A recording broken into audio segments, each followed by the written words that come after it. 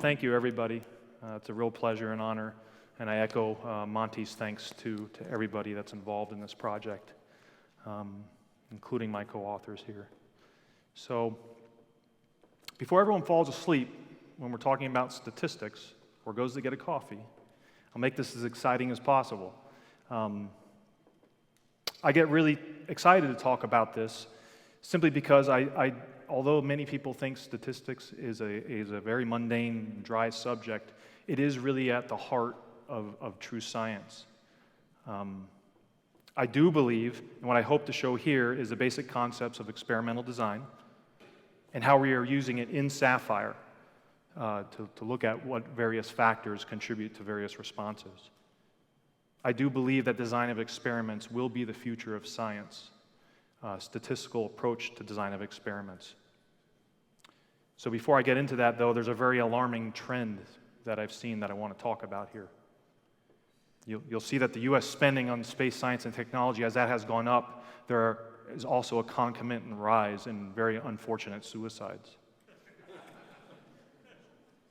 Serious. I mean, this is a direct correlation. You can see it. It's a very strong correlation. I mean, I figured that if we decrease our spending by about 20 billion, we could end these unfortunate events, right? So what does this really show us? This is an excellent website, by the way, if you've never seen it. Spurious correlations, right? It's very, very easy to draw a conclusion from a spurious correlation. Correlation does not denote causation, right? And me as a scientist, I'm guilty of that sometimes too. We see something, we see a trend, just as Ben talked about earlier. He sees a trend and then it falls apart. Well, that means that something might be there statistically, but maybe there's a missing factor. And I'll explain by what I mean by factors and everything like that very soon here. So an introduction to terminology. This is what I'll be talking about in the slides. I'll just race through these to the final outline here. And what the following mean for SAFIRE and experimentation in general, really. Okay. Statistical and experimental efficiency. I want to say no more one factor at a time. OFAT is used in the statistical realms to describe how actually many of us are trained as scientists and engineers. We vary one thing, we look at the response, we write it down. We increase that one thing, we write down the response. Now, when we're all done with that, maybe we change something else in the system, and we do the same thing. But really what you're doing is you're isolating your factors away from each other. You're not taking into account any interactions between those things that you're tweaking. That's one factor at a time, experimentation. Now, people in the past that have done that before, there's nothing wrong with that. Sometimes you got to establish your boundary conditions in your experiment, and that is good. But when you get down to really discerning what causes what, you cannot use this approach. And second-order interactions, that's a red font there. I'll explain more what they are and why we must detect them. And really, why do we want to use the design of experiments approach? It means less experiments and better statistical results. It's really that simple.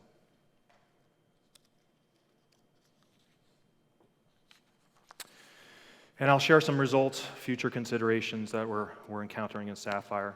And just as a way to try and track things for those who are visual, a green square in this presentation will denote a point that I'm trying to make for decreasing the number of runs by no longer using one factor at a time. And I'll try and tie that in. Whereas a red star will denote a second-order interaction. Those items where two things might interact on a level that you might not be able to resolve if you were to do one factor at a time. Okay? So, some factors and responses. A factor is a knob setting. Many of you might have heard variables in an experiment. There are many variables in the experiment. Well, that's a factor, okay? It's an independent variable, controlled or under control or uncontrolled in an experiment. I like to say it's innocent until proven guilty. In other words, if you have something happening and you're observing the changes, you got to go into that experiment unbiased. and see what factors influence that response. And then you statistically prove that it's guilty. So a response, though, is a result of the system responding to the factor settings. It must be measurable with understood deviation. A response can also be qualitative, a visual quality of a system. I like it, I don't like it. Advertising companies are very good at that. So, this is a fun video. Okay. You can turn down the sound, there's really nothing to hear, but Shake your head no. can someone tell the factors and responses here, right? This should be a good. This is great. I can't wait to do this for my 6-year-old. I'm not going to build my own, though. I'm a chemist, and we won't be doing this in SAFIRE either, so. Because most of us don't have any hair. So, what are the factors? Let's get some crowd involvement here. Voltage and the Van de Graaff generator, right? If you really want to get detailed, the materials of construction, if that was a dielectric on the surface of that sphere, it definitely wouldn't work as well, if at all. And also maybe the person receiving that charge. What happens if they have short or different type hair, really short curly hair? Is it going to work the same way? What kind of response are you looking for? Do you want to hurt the person, or do you want them to laugh, right? So this is just an example of factors and responses of how it's important to understand your system, okay? What I will say is that design of experiments is not merely coming up with an experimental plan, okay? It is a statistical method of experimental observation. So statistics are used to characterize your results. It entails randomizing tests when possible. Now, you can't always randomize tests, understandable. We encountered that a lot in SAFIRE due to experimental constraints, but you want to try because that makes sure that no time factors are involved. It assures the test is repeatable. You want to come back the next day or maybe in another lab and do it. You want to ensure that. And I'll talk about this more in a little bit. It incorporates an orthogonal or symmetrical approach to experimentation. That's really the inherent power in design of experiments. And it ensures discernment of higher order interactions between factors. I mentioned that before. I'll get into it a little bit more. So as an experimentalist, you still want to establish your boundary conditions, especially working in the unknown. That's fine. But when it gets to the point where you have to understand what's involved with those experiments, you truly do need design of experiments. So as an experimentalist, I will correct you if you claim to be using design of experiments and you're not. So I've been that guy at a dinner party, and I will be that guy at the dinner party. So let's talk about something we're all familiar with, baking. Other factors involved in bread? Anyone? Yeast. Yes. Salt, sugar. What else? Rise time, temperature. Water and bake temperature, right? There's probably a few other factors I'm missing here. Right now, that's 9 factors, okay? And maybe a response here would be the rise in the taste and the texture, crust thickness of the bread, stuff you can measure, maybe a qualitative assessment of how good it tastes. Now, bread is a pretty everyday thing that we all pretty much know how to make, right? But what if you're working with a new grain, a new lot of flour with a different particle size? There's lots of factors to take into account here. And if you really did want to look at 9 factors in a baking experiment, even if you use a factorial approach, which means a design of experiments approach, if you want to resolve all the interactions between flour and yeast and rise time and all that, you would need 512 experiments. So 512 experiments. And then, not to mention, you also have these factors of noise. You don't know if these are going to play a role in your experiment. Maybe your oven goes dead after 250 experiments and you get a new oven, right? So that just gives you a general idea. Luckily, people have worked out the bread experiment, and we eat pretty well every day. We're thankful for that.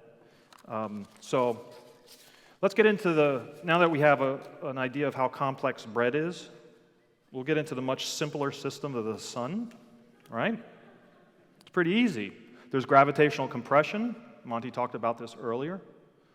There's hot turbulent gases coming up from the fusion that's created by the gravitational collapse of the mass from that gradual accretion disk, and it compresses down. The energy is released in some ways. There's some debate of how that energy gets released to the surface and eventually reaches us here on the Earth. And there's a lot of responses we can look at in the system. One of them being fusion. I know there's been a lot of talk about that. Is fusion is it a factor or a response in this model? Is it a response to the gravitational collapse and fusion is initiated and then it drives the sun and then we're going to run out of energy? And is it a factor for those other responses that happen on the surface? There's also the electric sun model that has been talked about extensively. Charged plasma affecting matter at a different potential. And in this case, we have an anode sun, and these are from Wal Thornhill's ebook, by the way. I didn't put the credits on there, Wal, I'm sorry. And there's a steady drift of electrons towards the sun, probably emanating from a dense plasma sheath or some sort of double layer, right? So which of these two models can we test in the lab? Which of these models that are listed in the EU row, charge differential affecting matter of a different, or a charge differential acting on a material, and the responses there, if fusion's happening, we should see some response to that. In addition to all these other things, these responses should be consistent with the EU model, just like it was said in Ben's film. And the factors in the traditional model we have to weigh against as well. Fusion, I think, could be both a factor and a response in that. So that makes it a very hard system to test statistically if we don't know which is a factor and which is a response. So let's get into some experimentation. We have a particular knob in our system. And we're going to walk through this just because I want to show you how that feeds into actual design of experiments. When you have a knob in a system, you have a continuous set of factors. We call these continuous factors. You can dial that knob to whatever number you want, right? So some experimentation is needed to understand where your limits are. But let's say we can dial this knob to whatever level we want. We measure a response. This is a graph of a line, y equals mx plus b, okay? So m being the slope of this line, y is the value of our response, the hardness of the bread crust, the taste of the bread crust, whatever it may be, and x is the setting of our knob, say on our oven. So the hypothetical response y is a measurement of the oven temperature and voltage, or the voltage drop, or the plasma intensity, whatever it may be. Now, in this hypothetical example, I kind of scattered plus or minus 0.1 across that whole response. And it might not always be a straight line in real life. Oftentimes there's a curve, and we have to apply certain mathematics. But for the purpose of this illustration, I just want to illustrate a straight line, right? So there are two ways to approach experimentation. You could sit there and you could dial the knob 10 times and look at the response 10 times along that line, right? It's one factor at a time. Could also do possibly 3 settings. Maybe replicated. You can build in some replication to your system, which is important, right? So maybe we dial it to 1, we take a few readings, we dial it to 7, we take a few readings, we dial it to the midpoint of 4, we take a few readings, and then we go back to the other set points. So you can see here that we have pretty much the same data from our 3-level test, and we have a set of data from our 10-level test. Now there's a difference between these when you're in the real world and in the lab. Okay? We could do this one of 2 ways. We can set the knob 10 different times and do 10 different readings, or we can do it a few times and utilize the average and the deviation in those responses, right? So we can do our 10 levels, and I can say, Yano, here are 10 levels. And Yano, being the good guy that he is, he'll carry out the experiments. He doesn't grumble, right? He doesn't grumble. And he will continue to do those experiments. But then I got to go to Michael, and I got to say, Michael, here are 10 spectra that we have. We got to look at these peak ratios, these full width half maxes. And he says, man, we don't have grad students, at least not yet, right? Not yet.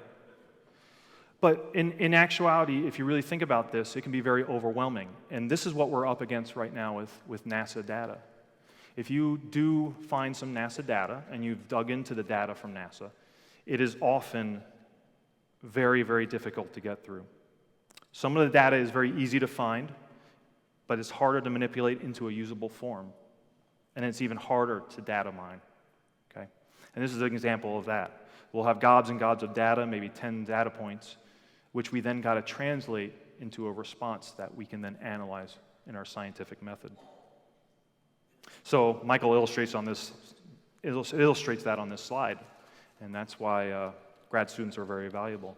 And just a side note, I think there's a great future for the young folks or even other folks who are looking in data mining, in data analytics. That's really the secret of science in the future, with these gobs and gobs of data coming at us from the right and the left. We really need people who know how to dig into data, filter it out, and get good statistics from it. So this is where we introduce a little bit of orthogonality and symmetry into the design. Now we're just going to run 3 different settings, right? It's a lot easier. We just let it run a few times at each setting. Yano's much happier with that. Here are 3 levels. Replicate them a few times. Okay, A, right? That's what the Canadians say. And then I give that to Michael, but I say, hey, here are spectra from 10 runs, but we can take the variance and the averages and use them. Michael's thumbs up there. He can go home from Canada the next day. Not very much difference between the data. Again, this is just a very hypothetical experiment, right? But on the left, we see the 10 data points. On the right, we see the 10 data points at 3 different levels. So which looks easier to do, right? So what we're looking to do is furthermore utilize this in terms of experimental execution and data acquisition and storage. It's much easier to store, say, the average and variance of a few data runs rather than a full suite at different levels, okay? Additionally, for those who are data-minded, and I apologize for the small font here, which is more symmetrical, I introduced the concept of orthogonality here. Orthogonality is necessary in design of experiments to do statistics. Even though they're evenly spaced, there truly is no orthogonality associated with that 10-point data design on the left. Okay? And on the right, we do have orthogonality. There are 3 data points that can be symmetrical with another 3 data points from another factor. And then we let the math and the statistics work out the relationships between the factors. And if you do look, I don't know if you can see, but I'll go into the statistics one more a little bit later on our SAFIRE experiment, but the statistics are the same, okay? For the most part, they are the same. So I want to emphasize here the efficiency of statistical experimental design. This chart was made by Lou Valente. He really pioneered statistical experiments at Kodak back in the heyday of photography, of print photography. And it really shows the advantages of using a design of experiments approach. In the first column, we have the number of factors in your experiment. So 3 factors, time, temperature, pressure, right, and et cetera. 4 factors would be 1 more factor, 5. So these would be selections of a number of factors which we're going to look at. The efficiency all the way on the right there is actually a measure of variance in the design. And what that means, it's statistical efficiency. It's how well the design is set up in space, right? Data points take up a certain type of space. So it's a measure of inherent variance before you even do any experiments. You can do that with statistics. You can measure the variance associated with the design. So to have the same statistical efficiency, this 1 factor at a time type runs, you need a minimum of 16 runs compared to 8 runs in a full factorial DOE. You need double the amount of runs to obtain the same statistics, really, as you would using a design of experiments approach. And something to take away here, full factorial DOEs, they're not the best DOEs to use anyway. But they lend insight into interactions that you wouldn't get from 1 factor at a time, or you would need many runs, right? So this is where the orthogonality and the symmetry really empowers the design of experiments approach. Sorry. So bringing it back to the factors of bake time, here's where I'm going to introduce the concept of second-order interactions. We have bake time, temperature, rise time, etc. And to really resolve these second-order interactions, we need many more runs. I already told you 512 runs if we were to use a full factorial DOE. Maybe if we can decrease our number of our factors, we can decrease the runs, we could do that. But we do need to resolve the interactions between certain things. We know that between rise time and rise temperature, there's some sort of relationship there, right? You know when you put your rising bread next to the fireplace, it'll rise real quickly and then collapse. Whereas if you put it in a nice medium warm corner, it'll rise nice and slowly. There's a relationship there. Likewise, between yeast and sugar, there's a relationship there. We need the yeast. Yeast needs a certain amount of sugar. And finally, between yeast and the liquid, you don't want to overdo the liquid in your system. Those are examples of second-order interactions. And to resolve them mathematically, it requires at least 2 to 3 runs between those factors, in addition to those factors being related to others. So how are we doing that in real life? If you're so inclined to read a statistics paper, I'm a chemist. I'm not a statistics person. And this is, for me, it was a challenge to get through this paper, but it really is enlightening because there is a level to resolve, there is a way to resolve second-order interactions with a proper kind of design of experiments. This, more recently, has been a leap forward for design of experiments in screening sense. In other words, when we first establish our boundary conditions, we want to know what interactions are there between the factors. And really, this is what they call definitive screening design. When you have second-order interactions and effects, which we know are there from plasma, it's a very non-linear response. This is a very valuable approach. Really only when you have more than 6 factors. Otherwise, there are other approaches. But going back to our dial, if you think about it now, if we just code our settings between -1, 0, and 1 being low, medium, and high, those can be any numbers, right, for each factor setting. But just for the ease of picturing this, you have 6 dials. You can dial them in at 6 different methods, 6 different ways. Try to think of that experimental matrix in your head without the use of computers. It's nearly impossible. And so what you're seeing on the right there is this definitive screening design, which will resolve the second-order interactions between these factors. So how a design of experiments would work is that after much discussion, we would sit down and we decide on the runs that we're going to do, the limits on each factor. We devise the design of experiments. So the X1 factor here, these would be the settings for each run.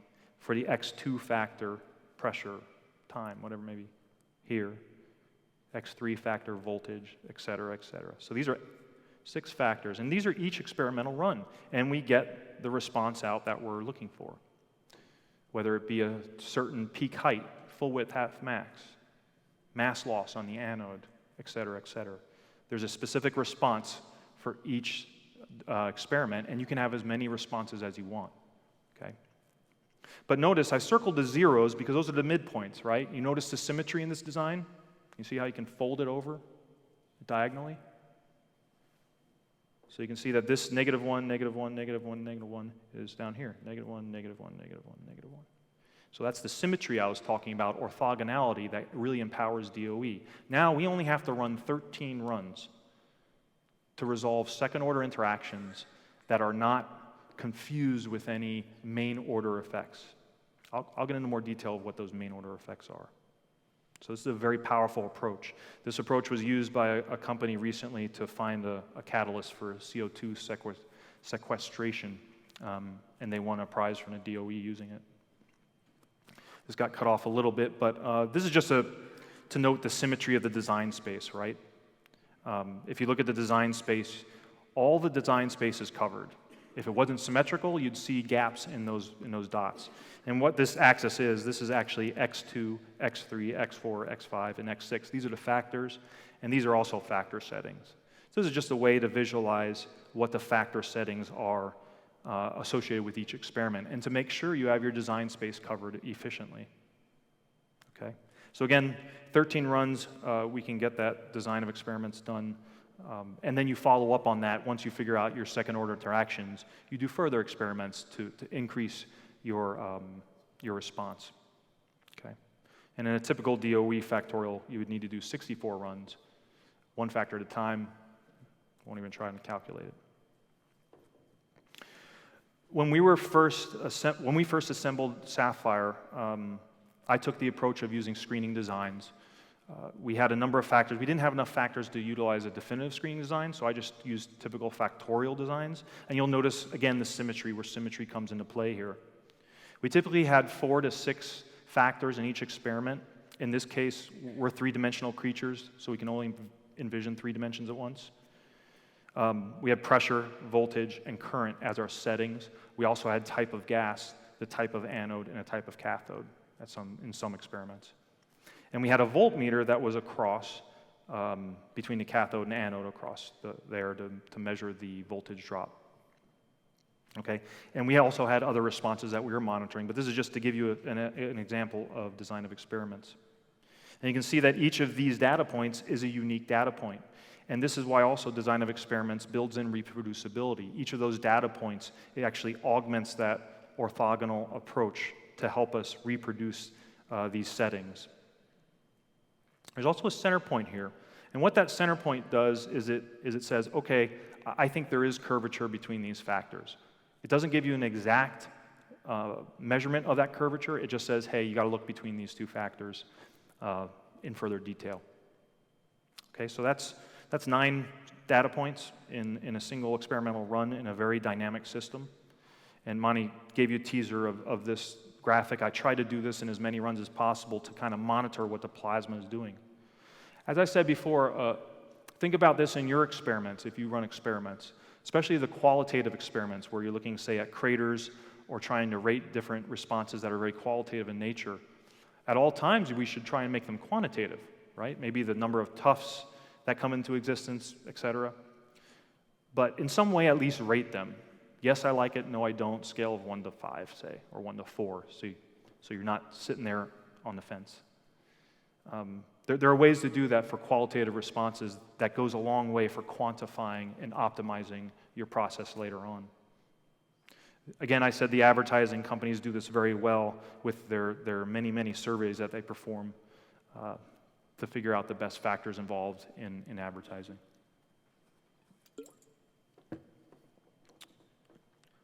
Quantitatively, this is where we're going to get into some numbers here. So this is not really a graph of a response. It is a graph of the model. So you hear models talked about in the literature and in the press a lot. These models are derived from real data. They're not derived from a computer. Okay? The data that's going in is still controlled by us. We still have to choose the right statistical aspects. But this voltage is on the y-axis, and we have our model that we built from our various terms on the x-axis. This model is composed of voltage, of the pressure, of the current, etc., however many factors are involved with your response. And what it's doing is it's plotting a line that if it's perfect, in a perfect world, if you get a perfect model, goes through the 0 axis here, or the 0 point here in the origin, and you would have no scatter, but we're dealing with real data, so you have scatter. And it's measuring the ability of the model to predict the response at a certain setting. So once we have this in this design space, I know that I can go to a setting here, I can back out those settings in real life, I can dial that in, and I'm going to predict a certain voltage drop. And the statistics here are telling me that, you know what? That's an R-squared of 98. That's pretty good, 98%. You have a root mean square error of about 23. It's plus or minus 23 volts in this response that is unaccounted for by the model. Doesn't mean that error. It means it's just unknown. The model is telling me that I have 23 volts that you're just going to have to deal with that I can't tell you what it is. I don't know why it's plus or minus, right? Most importantly, you see the p-value is less than 0.0001. And that value needs to be below 0.05 for the model to be valid.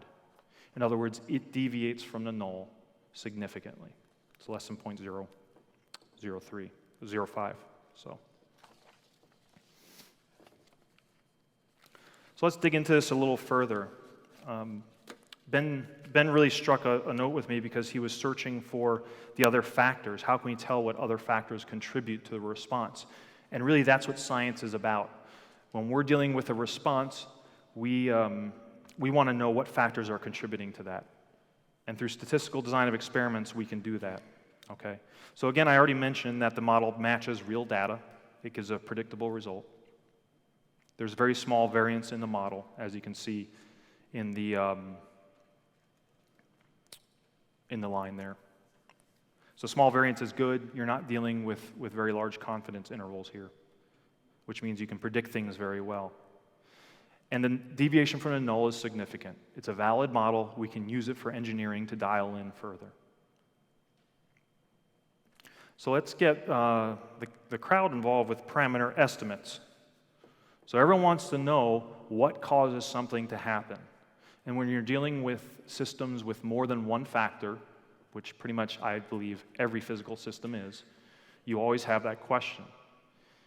It's an unfortunate series of events that I read many technical papers on a weekly basis, and I would say maybe 5% of all these papers utilize a statistical design of experiments approach.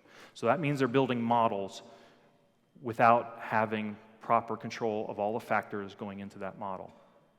It's not taught very much in schools. It's starting to catch on. I know the U.S. military schools are doing it, and they're leading the charge in that.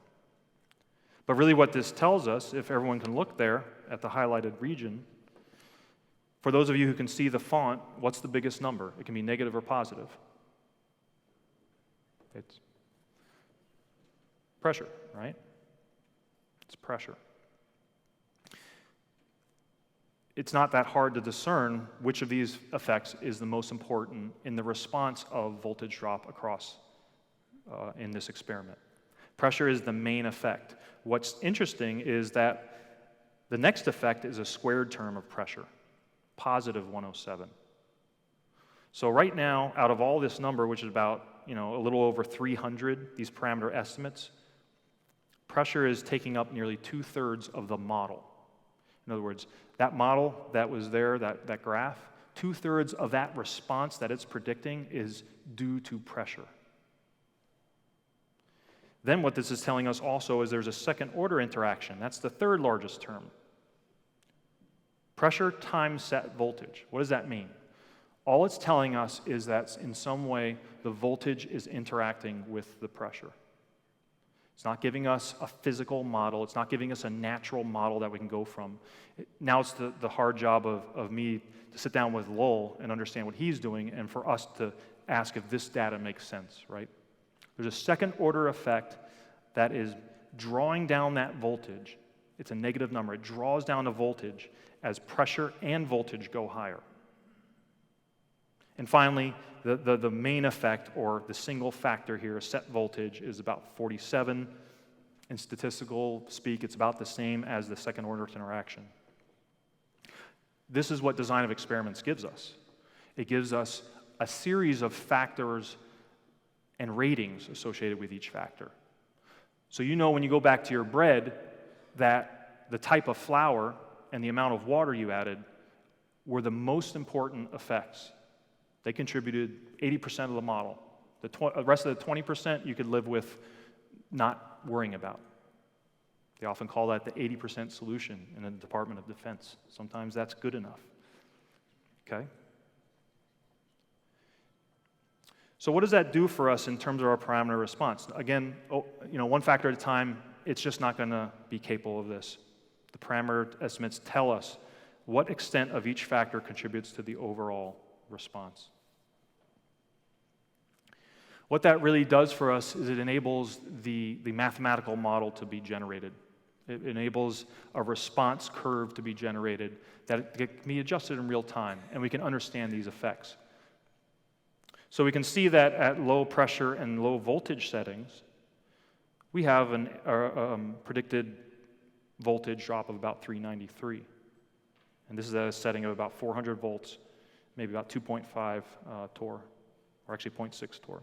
Now, as we move that cursor over to this is built from the predictive model, to about 10 torr, what happens to the voltage drop? It drops, right?